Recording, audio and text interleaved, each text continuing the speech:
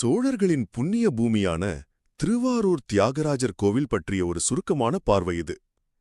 தஞ்சை பெரிய கோவிலை கட்ட ராஜராஜ சோழனுக்கே பெரிய தூண்டுதலா அமைந்த ஒரு பிரம்மாண்டமான வரலாற்று பொக்கிஷம்தான் இந்த கோவில். முதலாவதாக இதோட பிரம்மாண்டம்.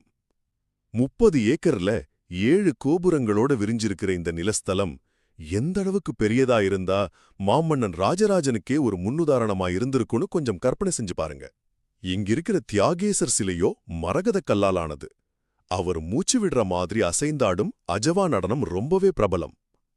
அது மட்டும் இல்லாம தமிழ்நாட்டிலேயே மிகப்பெரிய ஆழித்தேரும் இங்கதான் இருக்கு. இரண்டாவதாக, இந்த இடம் ஆன்மீகத்துக்கு மட்டுமில்ல, சமரசமில்லாத நீதிக்கும் பெயர் போனது. மனுநீதி சோழன் கதை கேள்விப்பட்டிருக்கீங்களா? தன் தேர்கால்ல அடிபட்டு ஒரு கன்றுக்குட்டி இருந்துடுச்சுன்னு அரண்மனை மணிய ஒரு பசு அடிச்சப்போ அந்த பசுவுக்கு நீதி வழங்க மன்னன் தன் சொந்த மகனையே அதே தேர்கால்ல இட்டு கொன்னாரு. விலங்குகளுக்கும் சமநீதி கொடுத்ததை இதைவிட அழுத்தமா உலகத்துக்கு சொல்ல முடியுமா என்ன? இறுதியாக, கோவிலுக்கு வெளியே கடலே தோத்து போற அளவுக்கு 30 ஏக்கர்ல இருக்கிற கமலாலயம் குளம். இது வெறும் சாதாரண குளம் இல்லங்க, பல சிவனடியார்களின் அற்புதங்கள் நடந்த இடம். கோவில்ல விளக்கேற்ற எண்ணெய் இல்லாதப்போ நமனிந்தி அடிகள் இந்த குளத்து தண்ணியை எடுத்தே விளக்கேற்றினார்னா பாத்துக்கோங்களேன். சுந்தரர் புகழ்பெற்ற பதிகங்கள் பாடியதும் இங்குதான்.